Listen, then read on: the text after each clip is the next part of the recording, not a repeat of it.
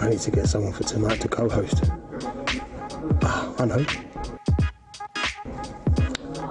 Nah.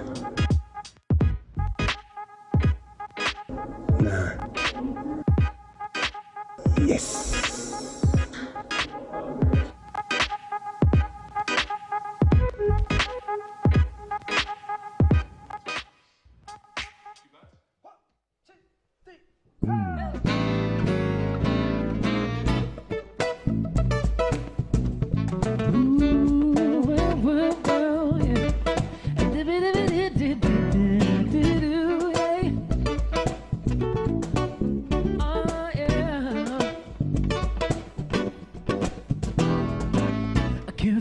I don't want nobody else to ever love me.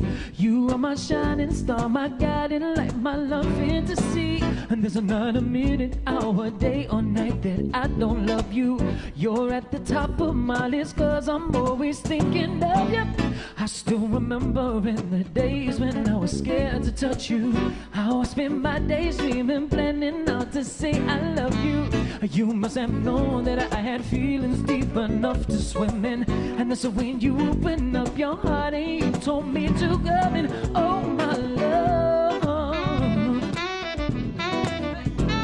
said 1,000 kisses from you is never too much, babe. And I just don't wanna stop, baby. Oh my love, ooh baby, said 1,000,000 days in your arms is never too much, no, no, babe. And I just don't wanna stop too much, never too much, never too much, never too much. Oh no.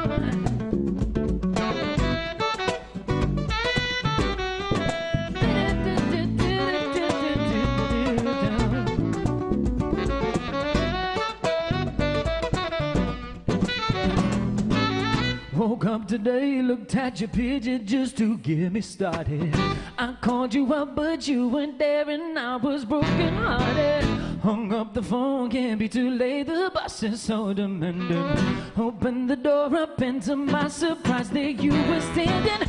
Who needs to go to work to hustle for another dollar? I'd rather be with you cause you make my heart scream and holler. Love is a gamble and I'm so proud that I am winning. We've come a long way and yet this is only the beginning. Oh my love, baby, oh no. Said 1,000 kisses from you is never too much, babe. And I just don't wanna stop, baby. Said oh my love, baby, oh no, no. Said 1,000,000 days in your arms is never too much, baby, yeah. And I just don't wanna stop too much, never too much, never too much, never too much.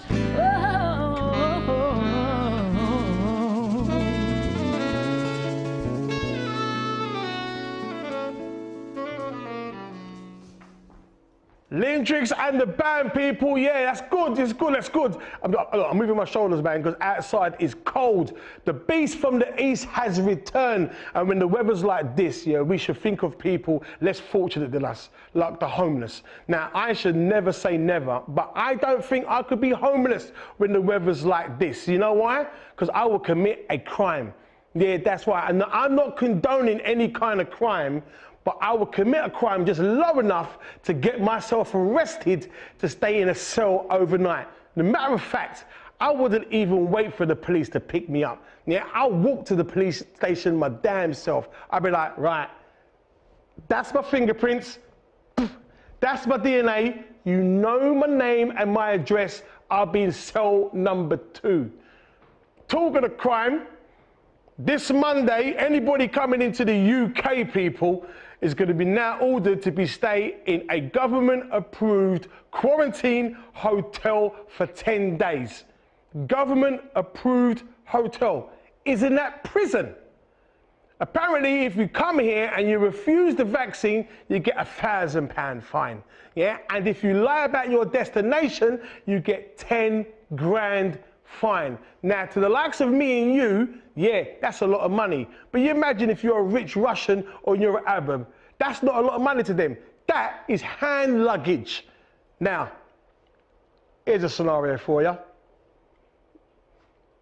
You go into the shop, you forget your mask. As you make your way to the shop, it's too far to go back and get that mask. So you make your way to the shop. As you get to the shop, the Jobsworth security guard won't let you in because you ain't got a mask. So sometimes you got to improvise, innit? Now you know she has taken off those baggies before. Even my brother thought ahead.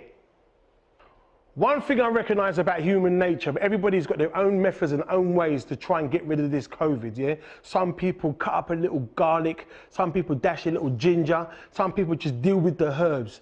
Some people just go straight natural.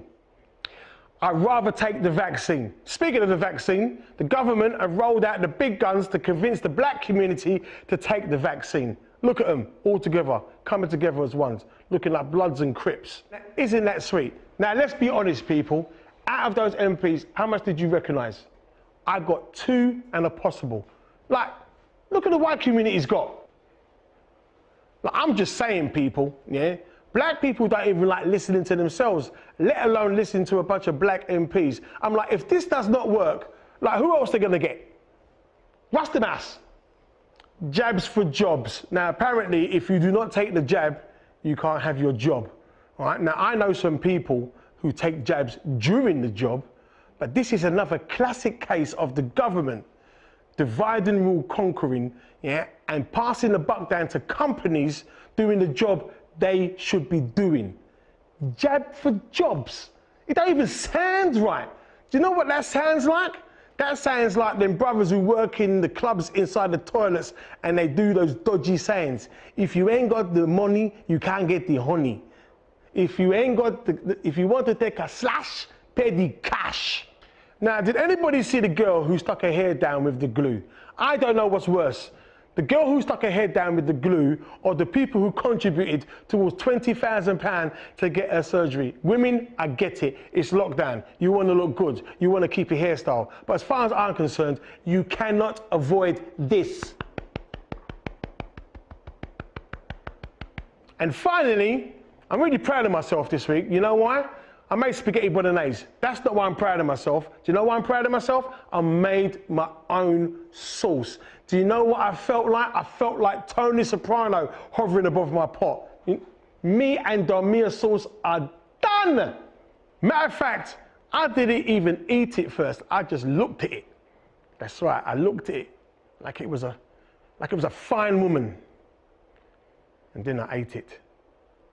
That's your roundup for the week, people.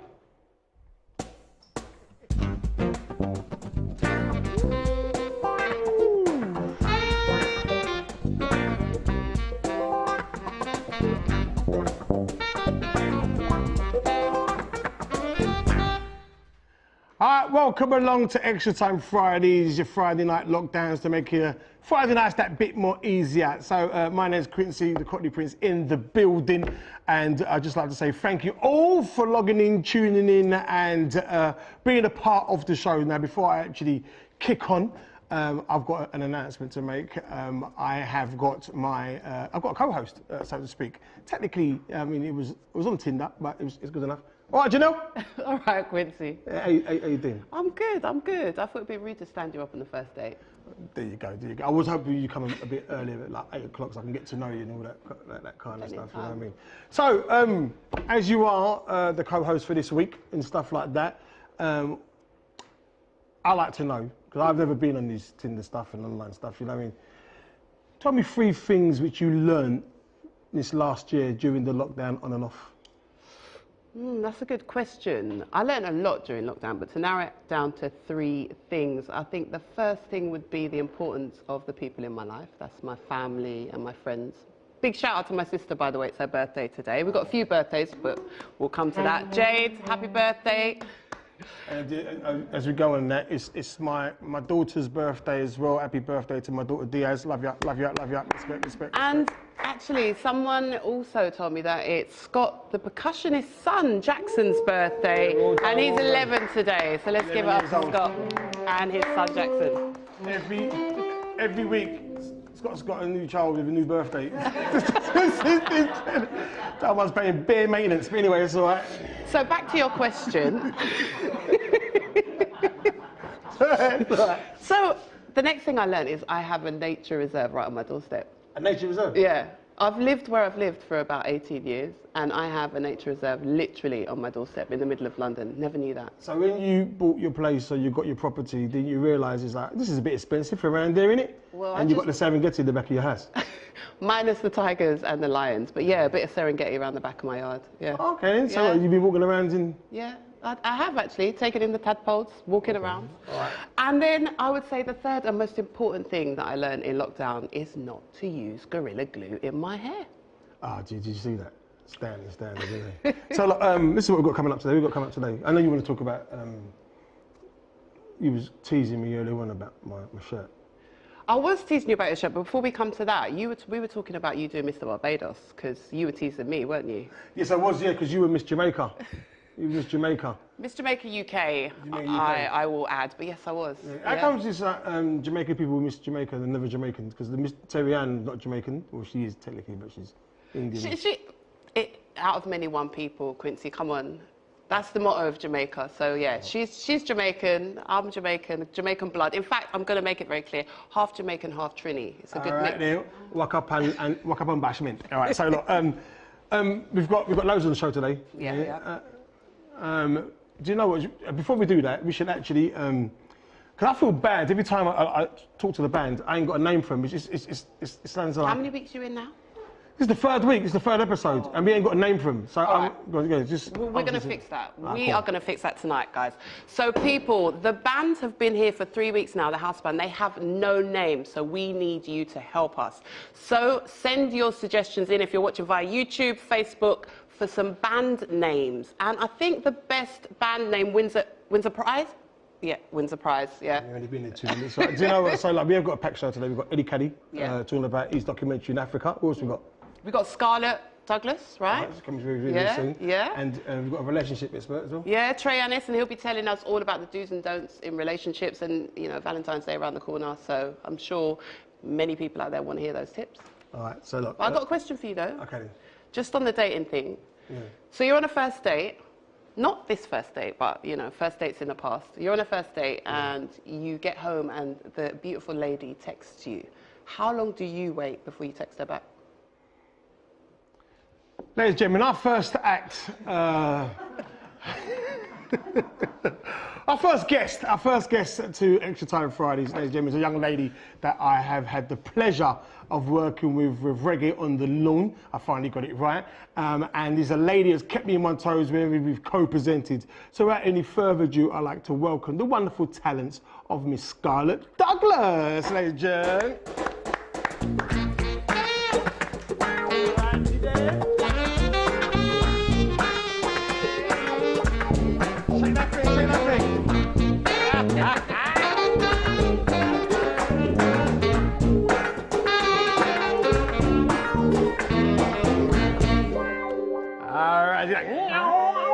I love it. Paul Hubby. That's always. I love the band. Scarlett, thank you for coming down, man. This is Janelle. Hey, all right. How We you have doing? indeed. Yes, I'm good. How are you? I'm good, thanks. I love that little twirl on the dance floor. Did you like it? Thanks. I was loved slightly worried. I wasn't sure if I was going to make it all the way around, but I got there. But you made and I it. got You here. made it. Yeah. And that actually brings us. That's why I like working with you, because that's a great little segue. Because before you are presenting, right, you are a natural performer. Yeah, you've got like musical theatre history and little dancing. Yeah, so before I actually hear about you presenting, have you always been somebody who's been involved in performing in musical theatre? Yes, 100%. I think from coming out of the womb, I came out with jazz hands. I was like, I've arrived. arrived. I've got 2 older brothers. I'm the only girl and I'm the youngest, so I had to get as much attention on me as possible. So I think I just used to prance around the living room all the time, and I'd do a catwalk up and down, and I'd just sing and dance, and I played football as well. With my hairbrush, yeah, anything I could pick up, hairbrush, anything else.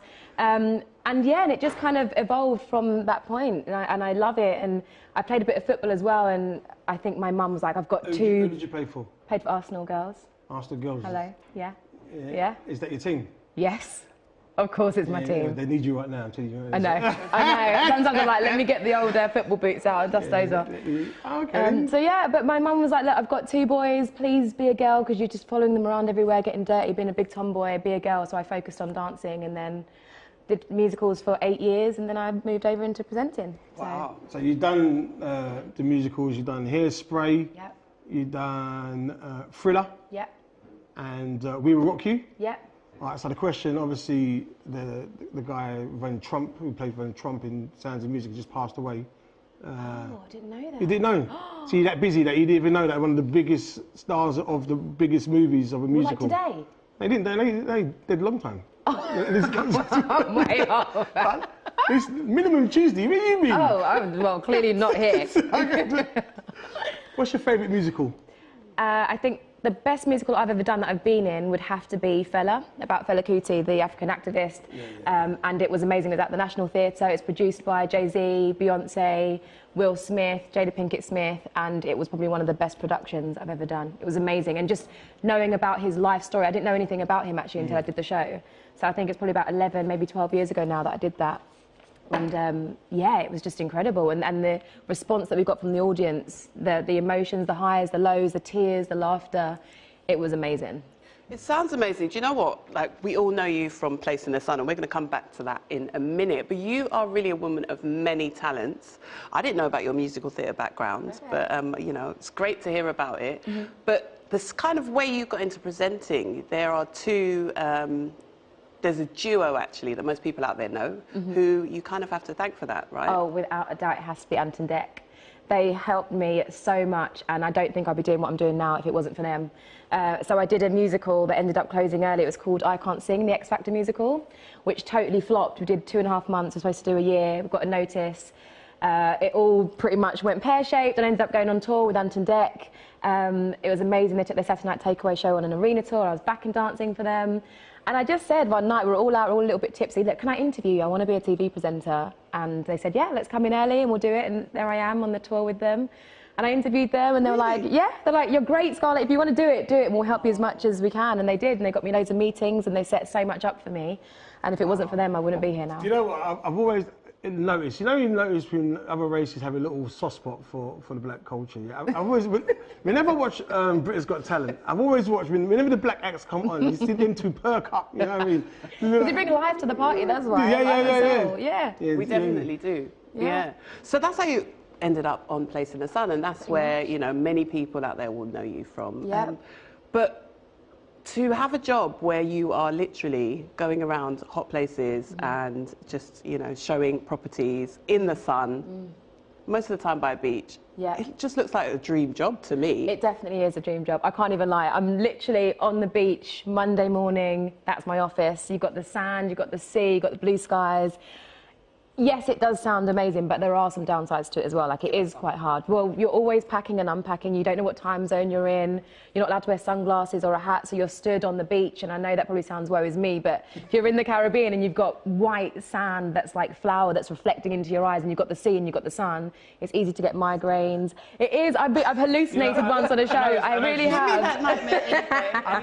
I like when she said that you're always packing and unpacking. That sounds like a man's life, 24/7. What kind of man? After Valentine. After Valentine, you got the right present. The guy that doesn't text back for a while. The guy that doesn't text back. That's right. Yeah, the one who just moves on to the next guest. Right. That kind of thing. So, like, obviously, the last year has been crazy. Do you know what I mean? So everybody's probably searching that for some kind of holiday. You know what I mean? And if I was to do that program, have you ever like hinted to like your producers like, why don't you go back to Jamaica? And like, Wow. Have you actually done Jamaica? We've never done Jamaica because apparently it's too dangerous. Wow. So I think something happened on a show when they filmed out in Jamaica. And the vaccine once. ain't. It didn't. Well, exactly. So is this the actual production company? The production company, right. yeah. So I think something happened that didn't go down too well, so we don't go to Jamaica. But we did used to do other Caribbean islands, and I think they're bringing them back now, which is great because it was, going to the Caribbean was like the best ever. I'm kidding. Well, Yeah. we're all Caribbean descent, so been you know. everywhere. We went everywhere. But what's the best place you'd say that you've been? I'd say Aruba in the Caribbean. So it's just north of Venezuela.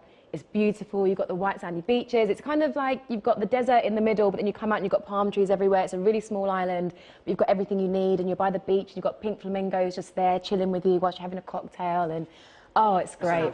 That sounds like South End with seasoning. Yeah, exactly. Just a little something, something. So you got you're currently filming your new show, Yes. My Derelict Dream My Home. Dream Derelict Home in the My Sun. Dream Derelict Home. That's a It's a long title. You Yeah. won't be to school since last year. Tell us about that show. So that is pretty much like A Place in the Sun. It's couples that have bought a derelict property abroad, either Spain, France, and they're renovating it to become their dream property. So they have anywhere from a year to 18 months to develop what it is that they think is their dream house. And we just follow them in that journey. So we go from the very beginning, halfway through, and then at the end as well. But so far, I've only done the day ones, we call them, so like the beginning parts. So I've got to go back and see them halfway through and then at the end. But it's taken a while because obviously everything's up in the air at the minute with COVID and not being able to travel, and then Brexit as well. So everything's a bit delayed. You know, one thing I've always wondered when I watch the show is how involved are you in actually choosing and finding the properties? So you don't have to give away any No, I'll trade let you in. secrets. I'll let you into a little secret. On A Place in the Sun, I don't really do anything. There's a whole team kind of behind the scenes that look for properties, and there's normally about 15 when the producer and assistant producer go out the week before I do. They whittle them down to about 10 properties, and then they have 5 with backups. And then I will literally see the property maybe 5 minutes before the couple see the property. So it all depends on the producer that I'm working with, because there are times where, depending on what the couple want, they have backup properties, and I will get to say, well, I really think we should go to this one because I'm the one that's showing them the properties. People think that it's me that's, showing them around. So I don't want to look silly on camera. So if we have options, I can say, right, that one that you did have in place for property 3 is not going to work. What else can we find? What else can we get that will work instead? And then I kind of have the input that way. Do you really ring the agent? I do. I really do. And you know what? My first ever show that I had to put an offer in on, I was in France and I was talking in English and they were talking back to me in French and I thought it was a done deal. So I was like, okay, great, thanks. I was like, well, that's it. You got the property. And then something happened and they called back and they were basically like, no, that's not what she said. She said that they haven't got the property. And I was like, oh, God. So, yeah. Do you know what? You said that you see the properties 5 minutes before you actually show it to the people on the show. Yeah. That just proves that estate agents that they're proper. Because when you talk, you've been there for months. Yeah. And you're in the bedroom, in the kitchen. Yeah. You're describing it. Yeah. And you're proper selling them a dream. Selling the dream. Got to do it. But I'm into property anyway. I do property development. So I can walk into a property and I can be like, right, do this, do that. This is going to work for you because of this and whatnot. So it's not too far removed from what I do. So where would your ideal property be purchased? Anywhere in the world? Valencia. I mean, anywhere. I could go to like Cayman Islands or something, couldn't I? But I think Valencia, I just love it there. I absolutely love it. It's like a mini LA there for me. It's a beautiful city. Yeah. I went many years ago, but yeah, I totally get what you're saying about Valencia. Yeah, the teams are all that. But the Cayman Islands sounds all right. Yeah, the Queen's money's there, so it's got a bit of money there. Tax-free haven, that's the place to be. Yeah, I hear that. Yeah. So look, you're going to be sticking around, aren't you? I am indeed. I'm not going anywhere. I'm glad to hear that. Right. So, I think we've got Culture Corner next. Yeah, Culture Corner. So, Who's in the Culture Corner this week? So this week is Culture Corner is a young lady who that I also know very well, and you're going to find that it's going to be the trend through this series that people I know do me favours, ladies and gentlemen. No, I love her to bits. She's excellent. I want to give the wonderful talent and give it up for Sheba Montserrat, ladies and gentlemen. Come, sit down. Let me tell you about your tests. Straight talk, no time for jest. In all my time as a herbal specialist, me never see nothing like this. Last time when you come here, you tell me loud and you tell me clear that you practice sex fast and loose. You love to dip in plenty woman juice. You put it in she this and you put it in she that. You say you're natural, you ride bareback. Well, watch ya. Your wood turns sour. You is a sourwood man. You take your penis and you absorb Abby. You pickle in Petra, your sex life dirty. You mop up Molita madness.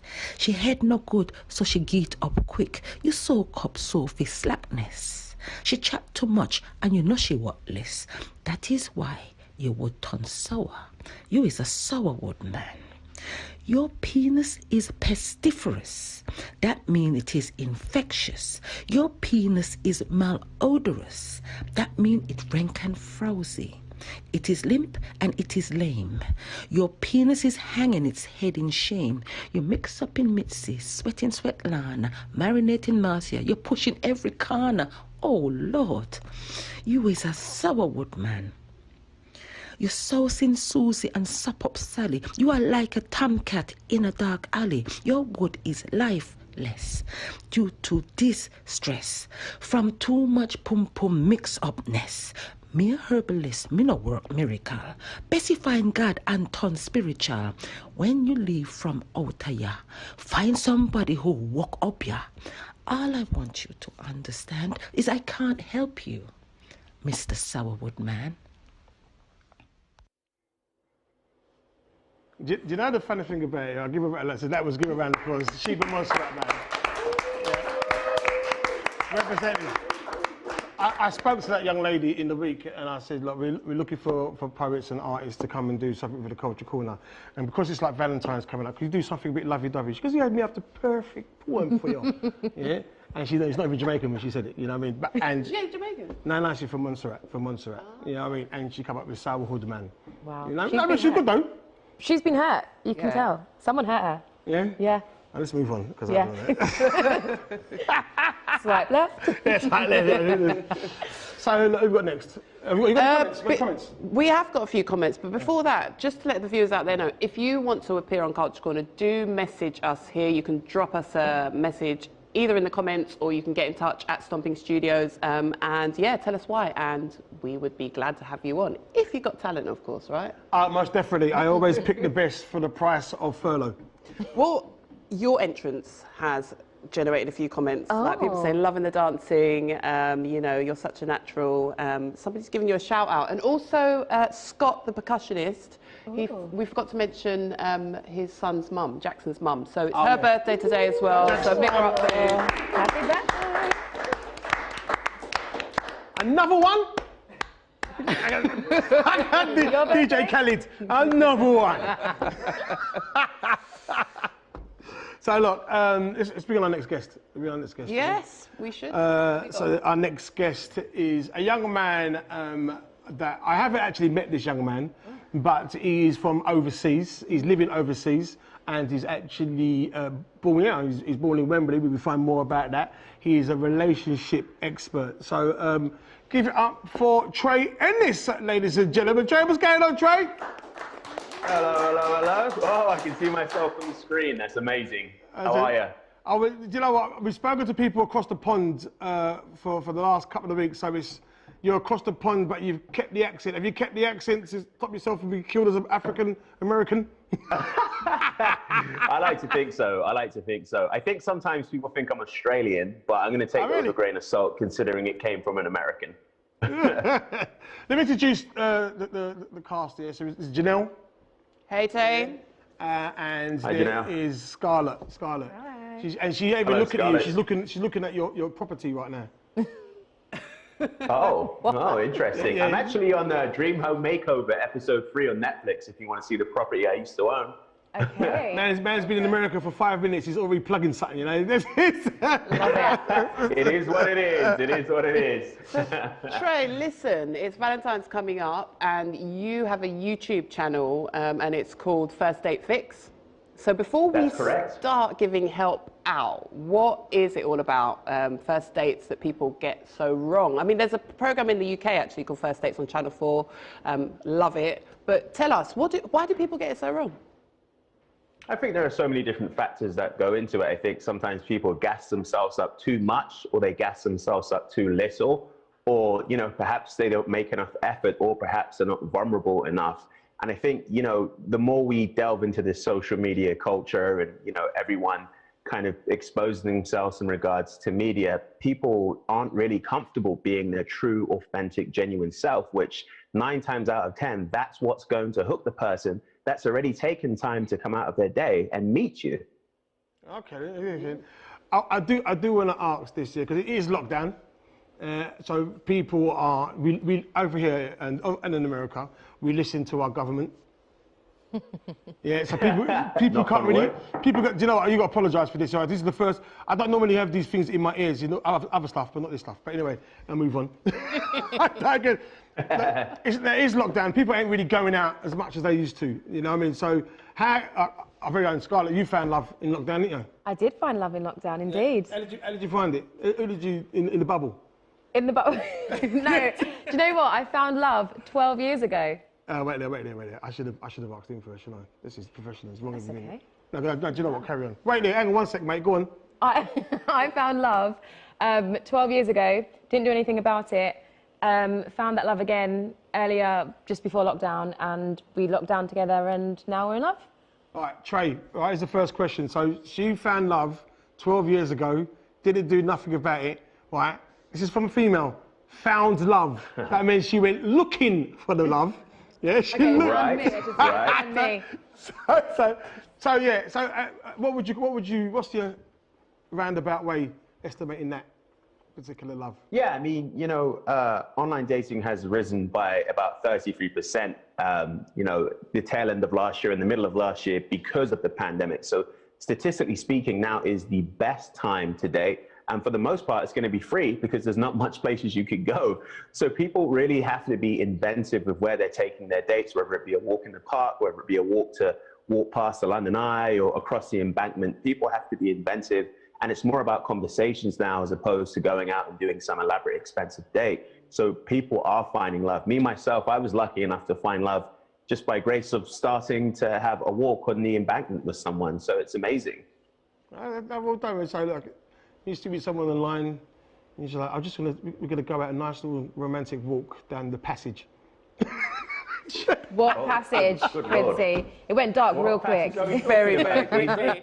The passage every day, just give it something different, you just paint it something different. Let's just move it along. Move on. Okay, so Trey, we've got some more questions for you. I asked Quincy at the top of the show if he was on a first date and the good lady texts back, when would he then return that text? We're still waiting for an answer from him. But I'm going to pose that question to you. So, in your experience and as an expert, when do you text back? Is it the same day? Is it the next day? Or do you wait a few days? Or weeks even? So or never? I'm a big component of saying text whenever the hell you want, because the moment you play games, you're already losing, right? But me personally, if it was a date in the afternoon, I'm probably going to text in the evening. If it was a date in the evening, I'm probably just going to text the next day. I think the next day is universally applied to everyone, where it doesn't mean they're going to lose interest because you took too long, and it doesn't mean they're going to be scared away because you're too eager. So I say text whenever you want, but if you want to play it safe, the next day is always a good bet. You know what, the more you're talking, all right, this is the kind of man I want like around my mum and or my sister, you know. Well, I just think, look, relationships can be tough, yeah, and obviously during the lockdown. And sometimes people don't really read the signs. Yeah, I mean, it took Scarlett 12 years to read the sign eventually. We're going to come back to that, Quincy. We're going to come back to that. So, can you give us some good tips about reading necessary signs of someone's interested in you? Absolutely. So whenever anyone wants to show interest, the first thing they do is they always want to ask you questions. They want to get to know you. They want to take a passion in what your passions are. So if someone's generally interested and you turn around and you say, I've been a barrister for 12 years, they'll say, that's brilliant. How long have you been a barrister? What got you into that? If they're not interested, they say, oh, barrister. Yeah, that's great. Do you see what I'm saying? Or, you know, if someone has body contact, so if, you know, you've said a joke and he or she's like, oh, that's funny. And then they stroke your eye and be like, oh, well, hello. Eye contact's always a good thing as well. You know, if someone can maintain strong, intimate eye contact, that's a huge proponent of being interested. And of course, texting and communication. So if you text someone in the morning and they don't hit you up till the next day, they're not remotely interested. Versus if you text someone and they text you back an hour or 2 hours later, they're interested. They have stuff to do.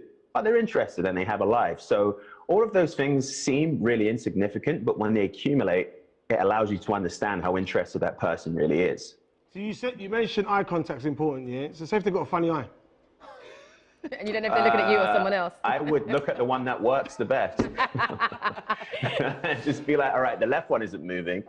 Yeah, I'm going to flirt with that. So listen, Trey, funny eyes aside, yeah? How important is the first kiss? And who should make that first move? Well, look, no matter how progressive we say society is, it's still expected for the man to make the first move. I don't care what anyone says about equality. I've never dated a woman that turns around and says, I would like it if the man didn't have any balls and never went in for the first kiss and let me do the work. No woman has ever said that to me in the history of existence. So the man, you're going to have to just grab your balls and make the first move. Not literally in that way, but make the first move. Because that would be a bit In creepy. terms of when you should kiss, taking a kiss on the first date, you could do. It's riskier. And there's a higher payoff, but it's riskier.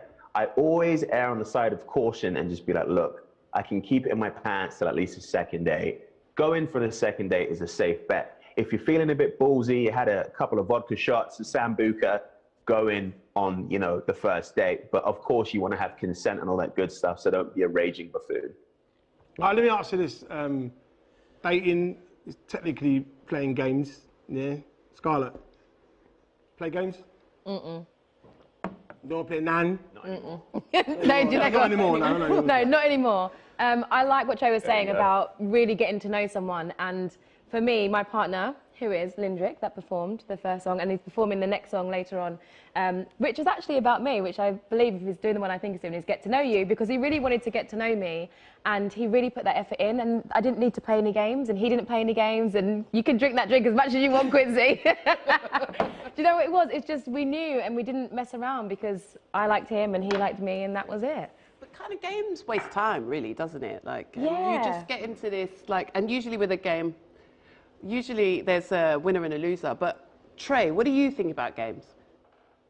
Yeah, I mean, exactly what you said. Game playing is trash. I've never heard of any happy couple in a 10-year-plus relationship or marriage where they said, yeah, when we first met each other, I was stringing him along because it was fun. And he said, yeah, I didn't care less about her. I was just playing games. And then after a couple of months, that's when we knew we were in love. That never happens.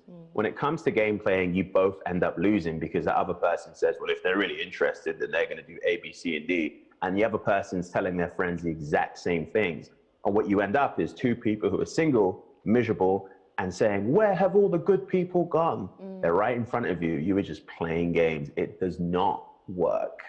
So let me ask you this, Trey, before you head out, yeah? Being technically an outsider in a country, yeah? Can a Democrat and a Republican find love? You know, I would have said before Trump, possibly 100%, but now not even in the slightest. Politics in America have gone far beyond politics now, far beyond. Good Lord. Do you know what? Before we actually do let you go, there's one thing that I've heard you talk about that I've never heard of before, but I want you to tell us and everyone else about it. What is micro-cheating?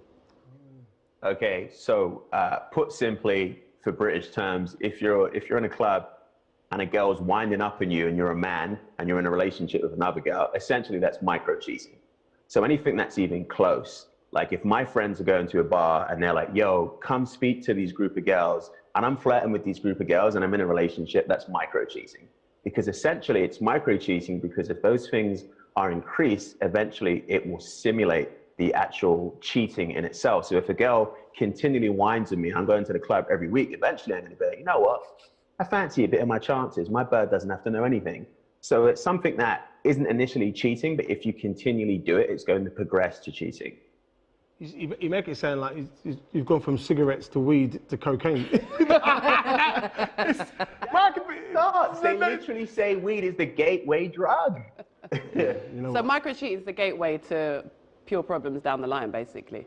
Exactly. Okay. You know what, Trey? We ain't got long enough to combat that argument about micro-cheating, yeah? But it's a conversation in my eyes, as far as I'm concerned. It's just a conversation, you know what I mean? You don't, obviously, the grinding on the leg, that's another level, but anyway, look, it's a pleasure. Yeah, I mean, Absolute pleasure. Thank you so much I really for having appreciate me. it. No, that's all right, man. You take care of yourself and be safe out there in the streets and walk. Just keep your head down when the police walk by. Yep. All right, knock on wood. Cheers, mate. And for those watching out there, if you want to know where you can catch Trey and all that advice and find a bit more about micro-cheating and all the rest of it, then check out First Date Fix. That is his channel. Check it out. You'll get some great information there. For those of you who don't know what to say for Valentine's, check it out. We got Trey, we got Trey Ennis, ladies and gentlemen. Cheers, cheers. All right, you know what? That was all right. It was all right. I mean, the show was a bit longer. All right, so look, I'm going to bring on our next guest. Yeah? I'm going to bring on our next guest because I'm not going to, not 2 women, no, I can't do it. Next day is what you learned. Our next guest, ladies and gentlemen, is another young man that I've watched grow through the comedy circuit and taken his comedy all around the world.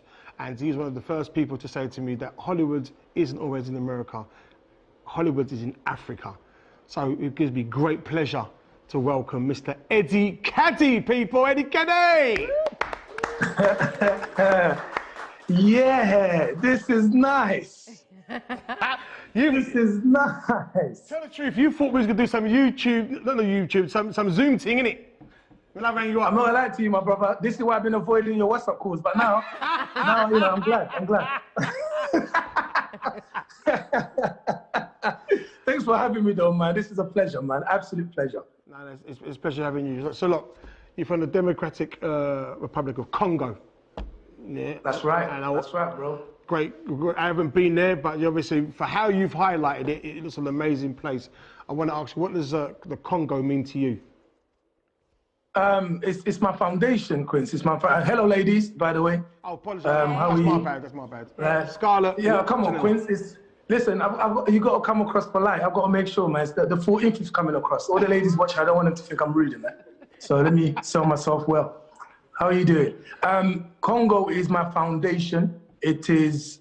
I was born there. I was there till I was the age of 8, 9, and then moved over to the UK. But my fondest memories, believe it or not, is of growing up in Congo. The freedom, the innocence of just, you know, roaming around with my grandma, God rest her soul, and just, you know, going to church with her, waking up at 5 in the morning, following her around to the farm. We lived in a city, but she had a farm, and, you know, she'll grow her crops and then sell it out to the market. She also had a bar, just, you know, just when it rained, running around with my cousins barefoot, just the innocence of it. Every now and then, you know, monthly, waiting for our uncle to climb up the mango tree, waiting for that ripe, fresh mango. You know what I'm talking about. You've been in the Caribbean, man. So it's those are the memories that I have of Congo, and it's made me the person I am today, for sure. So you just described Utopia. You described Wakanda twice, yeah? So what was the culture shock like when you landed in Fulham? First of all, let me tell you something. I landed in 2. Let's just start there. So Fulham was take 2. You understand? Fulham was an apology. It was like, sorry, man, let's start again. But I understand what community is from Congo. This is not to take away from the UK, because, you know, I've made a lot of beautiful friendships and you know, connections and relations over the years. But I grew up in a country where, you know, your next door neighbor really knew you, like really, really knew everything about you. They could see you in the middle of the road when you're supposed to be at school and give you a little smack. That was just the thing. And you can't even go back to your mom and tell her you got smacked by auntie from next door, because she'll ask you why and give you a second smack. But it was a thing of where you knew your neighbors, the houses were big. I grew up in a compound. You know, my granddad had 23 kids, right? But we don't want to get into that. But in that compound, all his kids lived there with their little extended families. So my thing is, like, I just coming over to the UK and it being very enclosed and not knowing your neighbors, not speaking the language, the weather, absolutely. I thought the cold was the devil punishing me as a young kid, bro. I've never experienced the cold. So all these things was just like, what are we doing here? Like, what are we really doing here? But, you know, I adapted and understood that I needed to be in this country to become the person I am today. Okay, so listen, Eddie, I met you at Black Magic Awards a couple of years ago, and I can testify and say that you're a seriously funny guy, and you actually got the Best Newcomer Award in 2006. Big up, Eddie. Yes. Thank you. So tell us, how did you get into comedy? Were you into comedy from back home in Congo, or when you came to the UK? I mean, 8, 9 years old, I don't even remember what I was really into apart from football in Congo. And to be fair, even growing up in the UK, I wouldn't say I was into stand-up or comedy per se, but I was just really into just performing, you know? And I didn't know at the time, like at school, I was part of the school band. I used to play the drums, the keyboards. In my church, I played the keyboard growing up, part of the church choir. But none of those things, certainly not from my parents. My parents definitely didn't think this is what's gonna lead to him becoming a performer.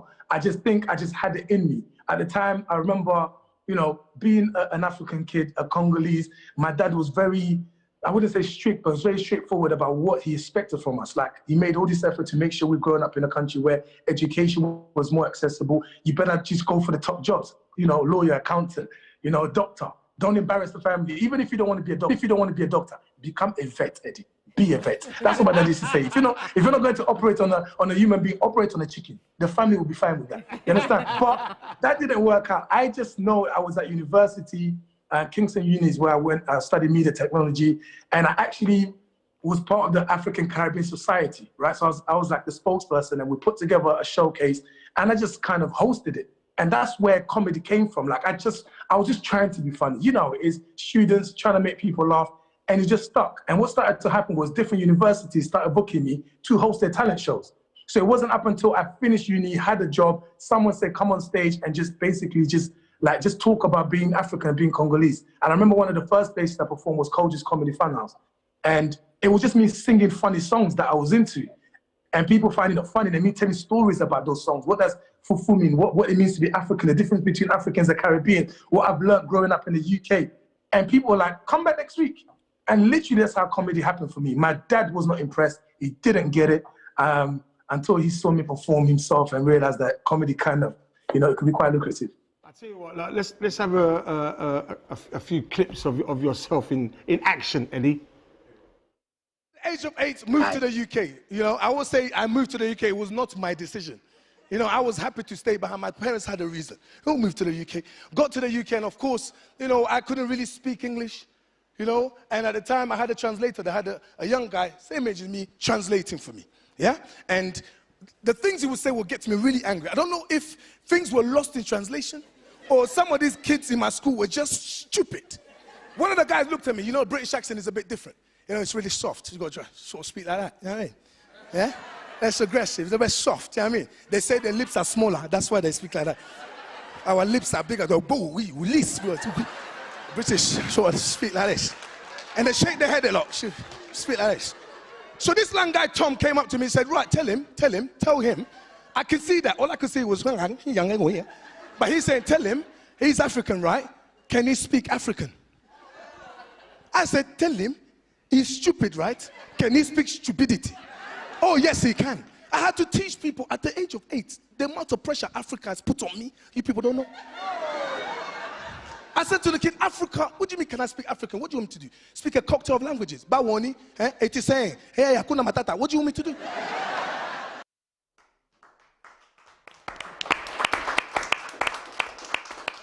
One of the things I really appreciate you, Eddie, that you don't curse in your stuff, and I'm looking at more footage of you in Africa. You just come back from Africa.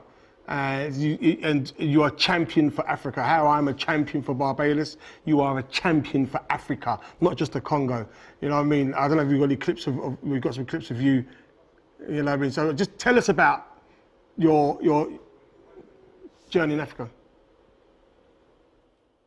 We've had endless conversations about this, and it's actually crazy. When I first started performing and meeting you, whenever I thought about Barbados, I thought of you because that you really used to make sure that was put across. For me, I was tired of having to answer, I wouldn't say ignorant questions, but uninformed questions. A lot of people will ask questions that I felt that I just needed to know, that was just like straightforward, like how I know about India or how I know about China, you know, how I know about the United States of America. People should also know about Congo. They should also know about Africa in general. So comedy was the easiest way to actually put that across, just the stereotypes of what people were confused about, the things that the media would show that I've never experienced personally. I would joke about, you know, certain things on the continent, just playing up to the media, but these are not things I experienced. I experienced goodness, mercy, wonderful experiences across the continent, and I needed that to come across. Also, a lot of people would approach Africa, the African conversation, as if Africa is just one country and we all speak the same language, we all eat the same type of food, but not understanding that Africa is very diverse, 54 countries, right? Extremely diverse, and a lot of influences come from the continent, you know? And when we talk about East Africa is nothing like West. West is nothing like Central. Central is nothing like North or South. And culturally, all those things combined have impacted the world in so many ways that people don't realize. And I thought, actually, instead of just talking about it through my comedy or shows that I have or conversations and people will laugh and the stereotypes will be broken, why not actually be on the continent? And every time I'm out there, start to produce clips, start to produce, you know, conversations that people can see for themselves. Even for my siblings who have never been back home, I'm not going to Congo.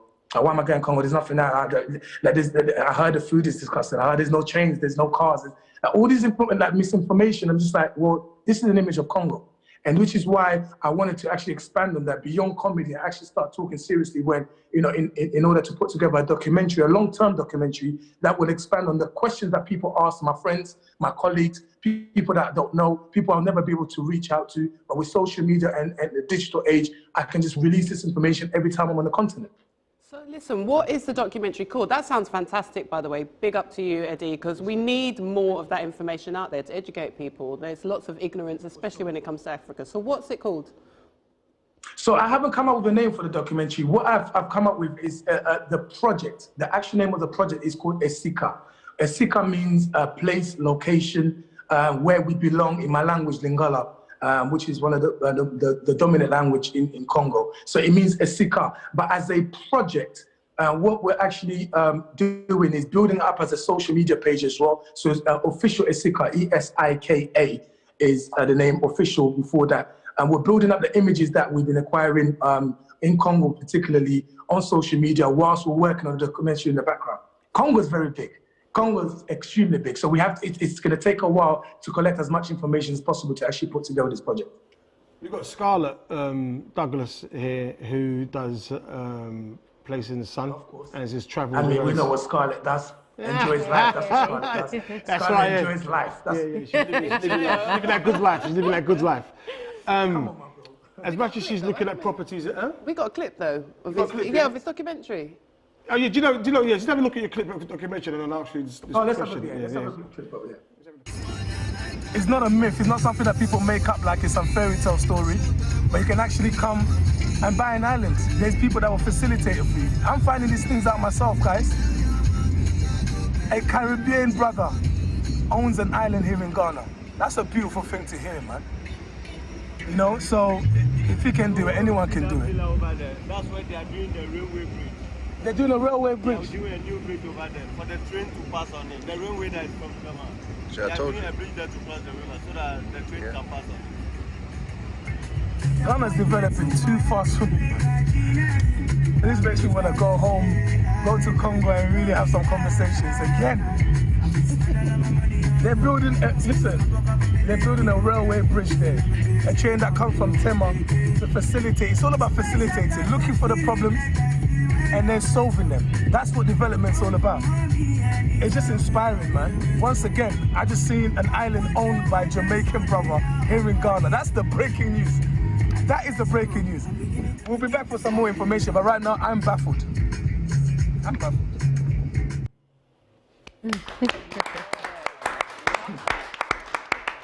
Yeah, man. Love that. I'm not feeling how the still shot is in front of my eyes and your shorts, mate. Just your legs akimbo. with the Tarzan look, it's all good. Tarzan shorts. You know what's crazy about that? It's like, you know, one of the reasons why these kind of images have to be on a documentary is because different countries in Africa are developing at different paces, and they all inspire other parts. Like Ghana has been independent since 1957, but they've had such smooth transitions in their government and everything that development's been pretty fast, right? A lot of diasporans, people abroad, have been going back to Ghana and investing. And that's what I want to see more in my country as well. So I've been going Ghana for the last 10 years, Nigeria the same, South Africa, Kenya. So when I see things like this, I'm like, why not in my country? Why not in Congo? And especially, why not when we look at the diasporans, including the Caribbeans, including the African Americans, those that are in Brazil, why don't you guys come back home? Instead of just looking at Spain, you know, or thinking of going to Mexico, why don't you just come to Ghana? You know, go to Congo, go to Zanzibar, or go to Uganda. There's so much space and so many opportunities to develop and have your own land as well. So Eddie, you just touched on a really good point, because as we know, Scarlett helps people buy property across Europe. And you've mentioned Ghana and a few other places. So are you cool with the Brits kind of buying up land in Ghana and other places in Africa? You okay with that? I'll repeat myself again. I don't mix my words at all, my darling. I said diasporans. So what I mean by diasporans, I mean, when I'm talking, I'm gonna say there's nothing wrong with, you know, a British person coming and buying. It's business, right? It comes down to that. But we have a vast continent. It is so big that our own people should be able to come back. I always believe that my parents didn't leave Congo for me to be in Britain and just invest everything here and not be able to invest back home. Britain is my home as much as Congo is. I've invested here as well. I'm doing a lot of work here as well. But the simple fact is that's got to balance out as well. I've got to justify why my parents left Congo, for us to go back and build a better Congo for our children. So when I'm talking about diasporans, I'm talking about you guys. You know, the guys from Barbados, Jamaica, those that are from the United States of America, those that are living in Brazil. You know, Africa is our home. You know, we talk about doing DNA tests and all that. That's amazing. But actually, you don't even need to find out whether you're from Gambia or you're from South Africa. Go anywhere on the continent and invest. And Scarlett, I'm telling you, the shows that you're doing in Europe is fantastic. But I'm ready to take you to Africa. You know, there's a lot of sun. Okay, I'm coming, Eddie. I'm coming. We'll do it together. Right? We'll do a show together. I've got you, babes. Okay. I've got you, babes. Trust me, I've got you. Whenever you're ready. All right. One sec. Ed, before we hear that, you got any messages? Yeah, we have got a few comments. Someone says, loving Ghana. That's from Simicola Watson. Rachel Smith says, I love this show. It's funny, entertaining, but also so informative. And Debbie Ambrose says, Eddie is on point tonight, as always. Yeah, she said that after she saw the short shot. The short shot. Yeah, but I'm not gonna lie to you, Quince. That was the point, my friend. That was my point. It's working in time, innit? Full imp coming around the corner. Yeah, man's doing the squats. Man's doing the squats. Now, look. Eddie, I appreciate you taking your time out. I always stand on the continent. Yeah, no, I really appreciate you taking your time out and talking to us and coming on the show. I mean, hopefully, like I said, you come back and this time you'll be in the studio. You know what I mean? And yeah, listen, I've got nothing but love for you and admiration for you. Same here, bro. Respect to you. It's a pleasure. Thank you for having me, guys, man. It's just beautiful to be part of this, man. And I'm so proud of you, Quince. No, thank you I'm so proud of you, man. You're surrounded by two great talents, but you know, I really needed you to be in this space. We thank God for your life, Quincy. We thank God. Respect to you, man. Round of applause, Mr. Eddie Kadi, ladies and gentlemen. Thank you, guys. Bless you. So look, before I bring on a band to end the show, have you got any names for that? No? Or just people who are just on the long term? Oh, names for the band? No names for the band just yet. People, please, please, we need the band to have a name. We can't have a no-name house band. So just send your comments in and let us know, and the best band name is going to win a prize. I thought maybe like the Extra Timers. Extra Timers, Friday is. What? Extra Time Friday is. Scarlett, I just heard in my ear, you ain't getting no prize. Okay. Moving on. I tried. Yeah, I'm working right now on this table. So look, I appreciate everybody who tuned in. All we can ask you is please like, please share, tell a friend, as they say in Jamaica, tell a frenemy, you know what I mean, to get this show and push it out further. We do have one suggestion, actually. I'm just going to fling that in there really quickly. Quincy Jones for the band. Quincy Jones, is that too tacky? That's what my mum was saying. Tom Harris, thanks for the comment. But yeah. Quincy Jones, yeah. Yeah. Is that I've some trademark issues with that one. Maybe. Do you know, have you enjoyed yourself? I've had a fantastic time. Thank you for inviting me. Why not, Quincy? Why not? Why not? Is that second date material already? As we, ladies and gentlemen, end off the show, big up Scott and the rest of the band and all those guys. Happy birthday to your people. This young man, Lyndrix, you killed it, the first song. Maybe spoke on the radio. I know you're going to end it off with the band, with another, and if the band do its thing, but I've got to big up your missus, yeah. Scarlett. Big you up 24/7. Nothing big but love for you. Up Scarlett. Scarlett, actually, I'm just going to quickly say this. She is also you're his manager, right? I'm his manager as well. Big up. Love that. Yeah, so you're getting Dr. Dre, mate. So I was like, should I take your money twice? Ladies and gentlemen, give me a round of applause. Lyndrix and the rest of the band, ladies and gentlemen.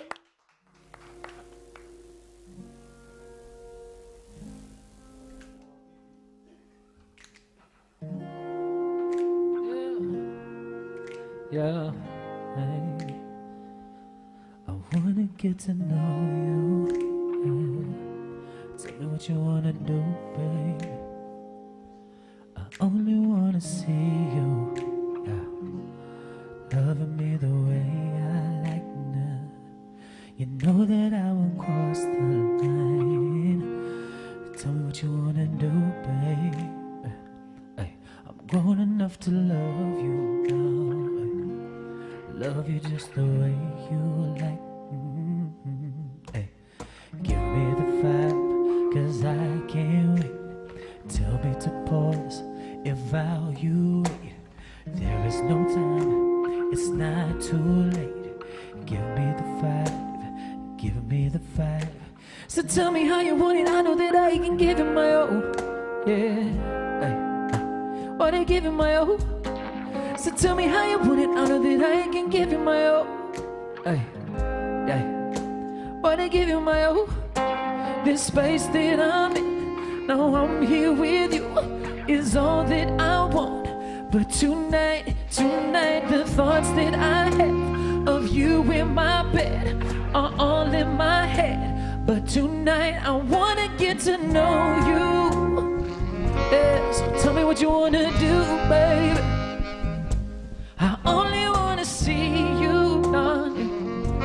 So loving me the way I like to do. You know that I won't cross the line. So tell me what you wanna do, baby. Tell me what you wanna do. I'm grown enough to love you now. Say love you just the way you like. Go tell me how deep you want me to go. No, yeah. I want you to feel it in your soul, no, yeah, yeah. All of my problems, I'm leaving it to the morning. All of my pride and all of my pride, I'm giving in to the morning. Every touch and every way, I'll give it to you till the morning. Every night of every day, I'll be with you until the morning. This space that I'm in, now I'm here with you, is all that I want.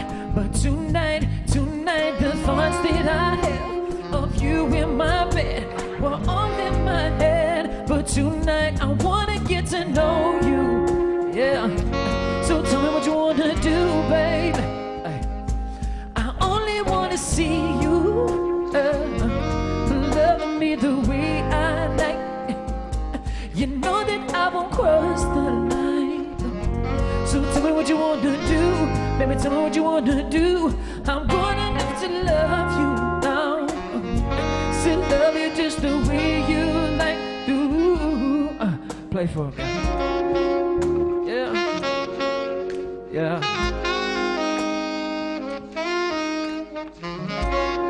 Yeah.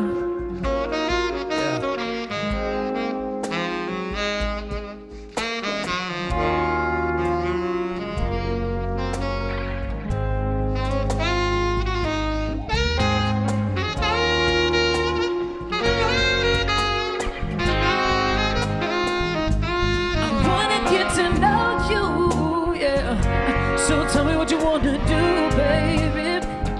Said I only wanna see you, yeah. Loving me the way I like, yeah. You know that I won't cross the line, baby. So tell me what you wanna do, babe. Tell me what you wanna do. Said I'm grown enough to love you now. Love you just the way you like, yeah. So baby, let's vibe, let's vibe, let's vibe. We'll take our time, our time, our time. Baby, let's vibe, let's vibe, let's vibe. Baby, tonight, tonight, tonight, yeah.